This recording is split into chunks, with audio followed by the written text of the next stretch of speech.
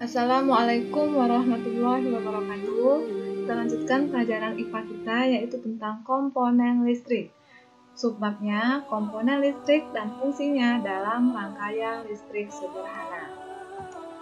Nah, di sini ada berbagai macam alat elektronik yang ada di rumah kalian. Ada TV, ada kulkas, mesin cuci, dan lain sebagainya. Nah, alat elektronik ini dapat menyala itu karena adanya arus listrik dan rangkaian listrik.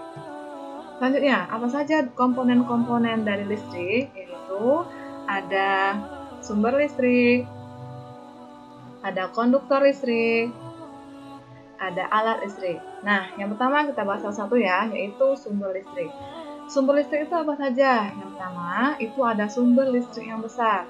Ada nuklir, minyak, matahari, batu bara, energi gelombang, energi angin, dan tenaga surya. Semua ini dapat menghasilkan energi listrik yang besar. Nah, kalau yang sederhana yaitu yang kita pelajari energi listrik kita yaitu baterai, aki, atau dinamo yang sumber listrik yang kecil. Yang kedua yaitu konduktor listrik. Apa konduktor listrik? Yaitu alat penghantar listrik, ya bisa dikatakan begitu, atau yang bisa menghantarkan listrik.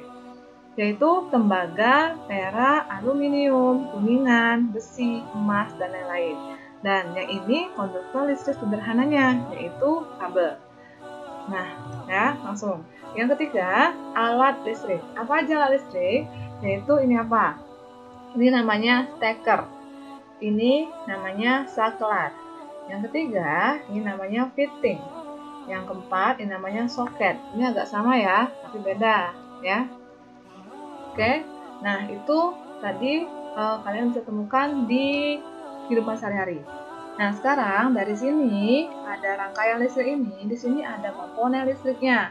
Apa saja yang pertama tadi? Yang pertama ini ada alat listriknya, yaitu ini sebagai saklar. Gunanya yaitu untuk menyambung dan memutuskan arus listrik. Yang kedua, ini ada baterai. Baterai ini gunanya apa dalam rangkaian ini? Menghasilkan arus listrik. Arus listrik yang mengalir dari kutub negatif ke kutub positif. Jadi mengalirnya gini ya. Nih, ya. Terus yang ketiga, ada komponennya yaitu kabel sebagai konduktor yang mengalirkan arus listrik. Yang terakhir yaitu ada lampu, mengubah energi listrik menjadi cahaya. Nah, ini semua kita bisa membuatnya sendiri, ya. Nanti kita akan coba membuatnya. Selanjutnya, sebelum itu Ibu akan lanjutkan tentang rangkaian listrik. Rangkaian listrik dibagi menjadi dua, yaitu rangkaian terbuka. Apa rangkaian terbuka? Ada rangkaian listrik yang saklarnya terbuka. Artinya, saklarnya tidak terhubung sehingga arus listrik tidak mengalir, jadi lampunya padam. Yang kedua, yaitu rangkaian tertutup. Artinya, saklarnya tertutup. Kalau saklarnya tertutup, lampunya akan menyala. Saklarnya terhubung, sehingga arus listriknya mengalir yang mengakibatkan lampunya hidup. Terus rangkaian tertutup itu dibedakan menjadi dua lagi, yaitu rangkaian seri. Rangkaian seri itu seperti ini ya. Contohnya, ciri-cirinya rangkaian itu dipasang berurutan, tidak bercabang. Nih berurutan lampunya ya. Jika salah satu lampu padam, lampu yang lain ikut padam karena aliran arus listriknya terputus. Nih, contoh kehidupan sehari-hari yang dipasang dalam rangkaian seri, yaitu ini senter, yang kedua ini lampu tumbler ya, kalau kalian bilangnya ya, lampu. Yang kedua yaitu rangkaian paralel. Rangkaian paralel gini ya, disusun berjajar.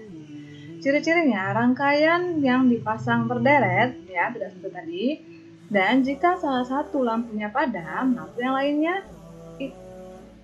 lainnya tidak ikut padam. Misalnya ya, yang ini padam, yang ini belum tentu ia padam.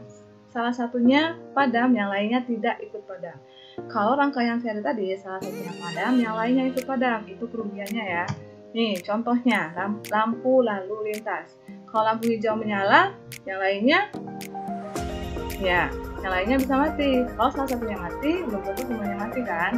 Nah, jadi itulah contoh rangkaian paralel. Oke.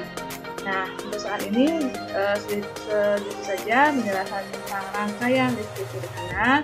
Untuk selanjutnya silahkan kalian kerjakan latihan 1 sampai 10. Kalau ada yang bertanya, silahkan bertanya di kolom komentar atau ke guru pelajaran yang